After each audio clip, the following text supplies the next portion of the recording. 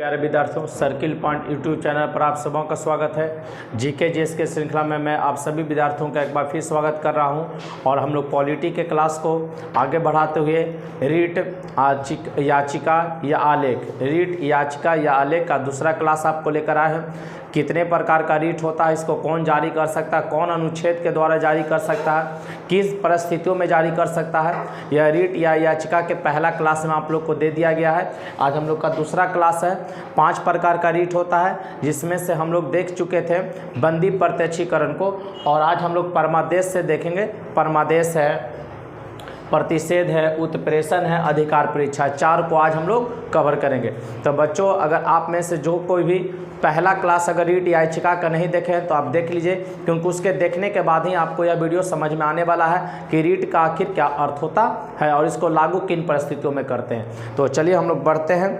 अगला हम लोग का जो रीट या याचिका है कि परमादेश है। कौन सा है? परमादेश। ठीक है। अगला 5 रीट होता है, जिसमें से हम लोग पहला पढ़ लिए थे बंदी प्रत्यक्षीकरण, दूसरा है परमादेश। तो परमादेश का अर्थ क्या होता है कि हम आपको आदेश देते हैं। देखेंगे इसका संधि विच्छेदीकरण, परमादेश मतलब आदेश देना। क्या देना? आदेश। हम आपको आदेश देते हैं। क्या आदेश देते हैं भाई? ध्यान देखें। जब कोई अधिकारी या संस्था अपने कर्तव्य का पालन न करता है, जब कोई अधिकारी या संस्था अपने कर्तव्य का पालन न करता है, तो न्यायालय आदेश देता है कि आप अपने कर्तव्य का पालन करें, आप अपने कर्तव्य का पालन करें। कहने का अर्थ यह हुआ कि आप किसी भी सरकारी कार्यालय में जाते हैं और वहां के अधिकारी जो हैं आपका काम नहीं कर रहे हैं। ध्यान दीजिएगा, आप किसी भी सरकारी कार्यालय में जाते हैं, वहां का अधिकारी जानबूझकर आपका काम नहीं कर रहे हैं, मतलब आपका जो भी वहां पर जरूरत का कागजात है आप पेश करते, उसके बावजूद भी अगर आपका काम लंबित कर दिया जा रहा है, नहीं किया जा रहा है, तो आप है न्यायालय में आप जाकर रीट दायर करेंगे। तो उसके बाद जो न्यायालय होगा, कोई अधिकारी या संस्था के खिलाफ अपने कर्तव्य का पालन न करने के लिए न्यायालय है उसके खिलाफ क्या करेगा? आदेश जारी करता है कि आप अपने कर्तव्य का पालन करें। ध्यान दीजिएगा, जब आप कभी भी किसी सरकारी कार्यालय में जाते हैं, आपका काम नहीं होगा तो आप परमादेश करा सकते हैं। ठीक है ना। हाई कोर्ट या सुप्रीम कोर्ट आप जा सकते हैं। किसके खिलाफ देखेंगे जारी किया? देखेंगे, बताया है कि जब कोई अधिकारी या संस्था, समझ लीजिएगा, जब कोई अधिकारी या संस्था अपने कर्तव्य का पालन न करे, तो कहने का अर्थ है कि आपको भी जैसे किसी सरकारी कार्यालय में, जैसे मान लीजिए कि आप अपना, हो सकता है कि आप आवासीय बनाने के लिए गए हो, तो आवासीय बनवाने गए हो तो आपको वहां पर जरूरी कागजात देना है। जरूरी कागजात देने के बावजूद भी अगर काम नहीं होगा तो आप परमादेश कर सकते हैं। किसके खिलाफ जारी किया जाएगा? सार्वजनिक अधिकारी। किसके खिलाफ? सार्वजनिक अधिकारी। किसके विरुद्ध जारी नहीं किया जा सकता? ध्यान दीजिएगा, परमादेश पूछेगा किसके खिलाफ जारी होगा या किस के लिए रीट जारी करेंगे, ये तो सार्वजनिक अधिकारियों के लिए रीट जारी करेंगे। किसके विरुद्ध जारी नहीं होगा? कोई निजी व्यक्ति है उसके विरुद्ध आप नहीं कर सकते हैं। गैर संवैधानिक निकाय, जिसका संविधान में कोई उल्लेख नहीं है, उसके विरुद्ध आप जारी नहीं कर सकते हैं। जब कर्तव्य विवेकानुसार हो, जो वो कोई काम कर रहा है, मान लीजिए सार्वजनिक अधिकारी ही काम कर रहे हैं, तो वो कर्तव्य है विवेकानुसार, उस कंडीशन में भी जारी नहीं होगा। राष्ट्रपति और राज्यपाल के विरुद्ध और उच्च न्यायालय के मुख्य न्यायाधीश के विरुद्ध, इन कंडीशन में ये जारी नहीं किया जा सकता है। अगला है प्रतिषेध। ध्यान दीजिएगा, प्रतिषेध का अर्थ होता है रोकना या माना करना। रोकना या माना करना, अपने अधीनस्थ न्यायालय को उनके क्षेत्राधिकार से बाहर जाने से रोकना। क्या करा? अपने अधीनस्थ न्यायालय को उनको क्षेत्राधिकार से बाहर जाने से रोकना। कहेगा किस रीट का अर्थ होता है? किस रीट का अर्थ होगा कि अपने अधीनस्थ न्यायालय को उनके क्षेत्राधिकार से बाहर जाने से रोकना, तो प्रतिषेध का इसका अर्थ है रोकना या माना करना। किसके विरुद्ध जारी होगा? तो उच्च न्यायालय, अधीनस्थ न्यायालय को। कहने का अर्थ क्या हुआ? मान लेते हैं, ध्यान दीजिएगा, आप लोग जानते हैं कि डिस्ट्रिक्ट कोर्ट नीचे है, उससे ऊपर हाई कोर्ट है। मान लेते हैं कि कोई मामला डिस्ट्रिक्ट कोर्ट है कि मौलिक अधिकार का वो लिए हुए है, ठीक है ना, मौलिक अधिकार से वो संबंधित है मामला, तो वो डिस्ट्रिक्ट कोर्ट में चल रहा है। तो हाई कोर्ट क्या कहेगा कि आपका क्षेत्र अधिकार नहीं है। हाई कोर्ट के अधीनस्थ में कौन होगा? District court. हाई कोर्ट के अधीनस्थ में कौन होगा? District court. तो हाई कोर्ट वहां पर डिस्ट्रिक्ट कोर्ट को क्या आदेश देगा कि आप अपने क्षेत्र अधिकार से बाहर जा रहे हैं, क्योंकि मौलिक अधिकार का हनन वाला जो मामला होगा, या तो वो सुप्रीम कोर्ट का होगा या तो हाई कोर्ट का होगा। वो सुप्रीम कोर्ट का मामला या हाई कोर्ट का, बाकी अन्य कोई कोर्ट उसको नहीं देखेंगे। तो उस कंडीशन में अधीनस्थ न्यायालय के विरुद्ध में उच्च न्यायालय क्या जारी कर देगा कि आप अपने क्षेत्राधिकार से बाहर जा रहे हैं, उसको बाहर मत जाइए। प्रतिषेध एक जारी कर देगा। क्या जारी कर देगा? प्रतिषेध। ये न्यायालय के विरुद्ध जारी होगा। किसके विरुद्ध जारी होगा? न्यायालय। लेकिन उच्च न्यायालय के विरुद्ध नहीं। उच्च न्यायालय अधीनस्थ न्यायालय के विरुद्ध करेगा। उच्च न्यायालय, अधीनस्थ न्यायालय मतलब डिस्ट्रिक्ट कोर्ट के विरुद्ध कर सकता है। चलिए उत्प्रेषण देखेंगे। उत्प्रेषण का अर्थ क्या होता है? प्रेषित करना या प्रमाणित करना, प्रेषित करना या प्रमाणित करना, या इसको ऊपर भेजना भी कहते हैं, या सूचना देना। उत्प्रेषण का अर्थ होता है प्रेषित करना, प्रमाणित करना या सूचना देना, ऊपर भेजना। कहेगा किस रीट का साधारण अर्थ होता है? प्रेषित करना, प्रमाणित करना, ऊपर भेजना या सूचना देना, उत्प्रेषण का। अब ध्यान दीजिएगा, किसी भी अधीनस्थ न्यायालय से ऊपर वाला न्यायालय, किसी भी अधीनस्थ न्यायालय से ऊपर वाला न्यायालय किसी भी मामले को अपने पास मंगवाने के लिए रीट जारी करता है। मान लीजिए कि मामला हाईकोर्ट में चल रहा, मामला कहाँ चल रहा? हाईकोर्ट में।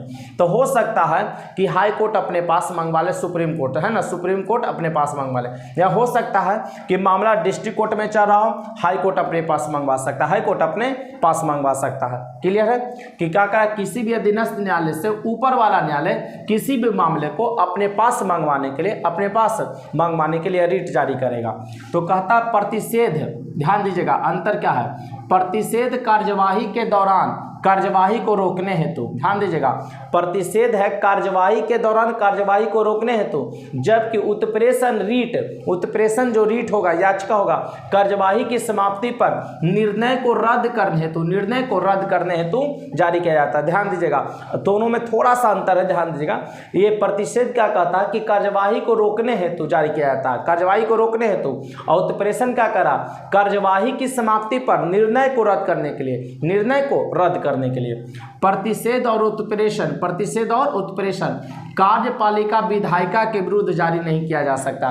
जो कानून बनाने वाले संस्था कार्यपालिका और विधायिका, इसके विरुद्ध जारी नहीं किया जा सकता है। अगला पांचवा और लास्ट, अधिकार परीक्षा। क्या है? अधिकार परीक्षा। इसका साधारण अर्थ होता है हम आपसे पूछते हैं, हम आपसे पूछते हैं कि आपका प्राधिकार क्या है, आपका क्षेत्र क्या है। जब कोई व्यक्ति ऐसे पद को धारण कर लेता है तो, जब कोई व्यक्ति ऐसे पद को धारण कर लेता है तो उस पद की योग्यता पूरी नहीं करता, उस पद की योग्यता पूरी नहीं करता, तो उसको हटाने के लिए रीट जारी किया जाता है, उसको हटाने के लिए रीट जारी किया जाता है। मान लेते हैं कि आप किसी भी सरकारी कार्यालय में जॉब के लिए आपको नियुक्ति दिया गया, लेकिन आप वह जॉब है जो गलत तरीके से लिए, नौकरी गलत तरीके से लिए है, मतलब आप योग्यता नहीं फुलफिल करें तब भी उस पोस्ट पर आप बैठे हुए हैं, तो वैसे व्यक्ति को हटाने के लिए यह रीट जारी होगा।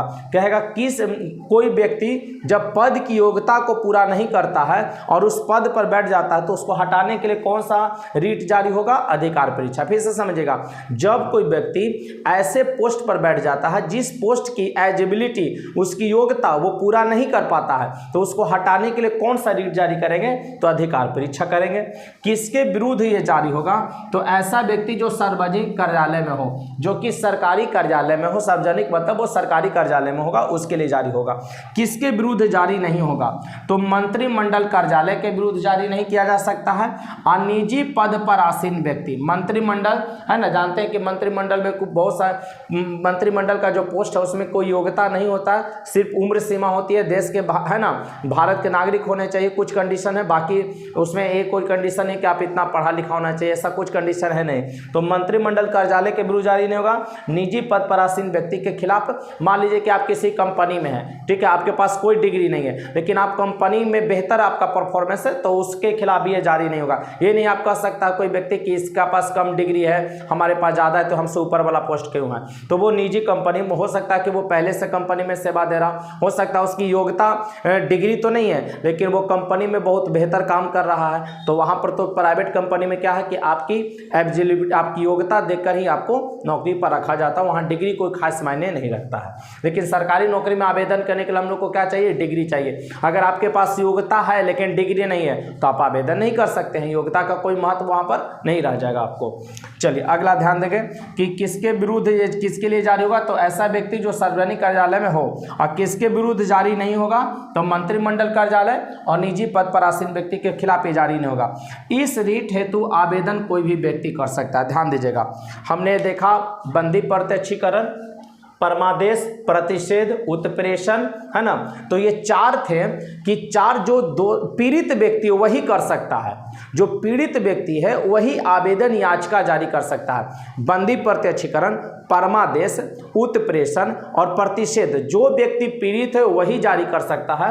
लेकिन अधिकार परीक्षा क्या है, इस रीट का आवेदन कोई भी व्यक्ति कर सकता है। इस रीट हेतु आवेदन कोई भी, अगर आपको पता चल जाता है कि कोई व्यक्ति गलत तरीके से पोस्ट को धारण किए है तो कोई भी व्यक्ति उसके खिलाफ आवेदन कर सकता है। लेकिन बंदी, प्रत्यक्षीकरण, परमादेश, उत्प्रेषण और प्रतिषेध जो व्यक्ति पीड़ित होगा वही कंप्लेन कर सकता है, न कि दूसरा कोई। तो बच्चों, हम लोगों ने रीट के या याचिका के क्लास को पूरी तरीके से समझा और मैं उम्मीद करता हूं कि यह आप लोगों को अच्छी तरीके से समझ में आया होगा और आप इसे बढ़िया से देख ले, इसका एक प्रॉपर नोट्स बना ले ताकि आपके परीक्षाओं में रीट या याचिका से, क्योंकि डाउट मन में बना रहता है, ये को बहुत है छोटा लेकिन टफ सा टॉपिक हो जाता है, लेकिन आसान शब्दों में मैंने इसे समझाने का प्रयास किया हूं और आप इसे समझोगे, मैं उम्मीद करता हूं। आप इसे याद कर लें, तो अपना नोट्स बना लीजिए प्रॉपर, ताकि आपके परीक्षाओं में ये काफ़ी महत्वपूर्ण साबित हो। तो बच्चों, आज का सेवा यहीं तक, मिलते हैं कल के क्लास में, तब तक के लिए जय हिंद, जय भारत, बेस्ट ऑफ लक।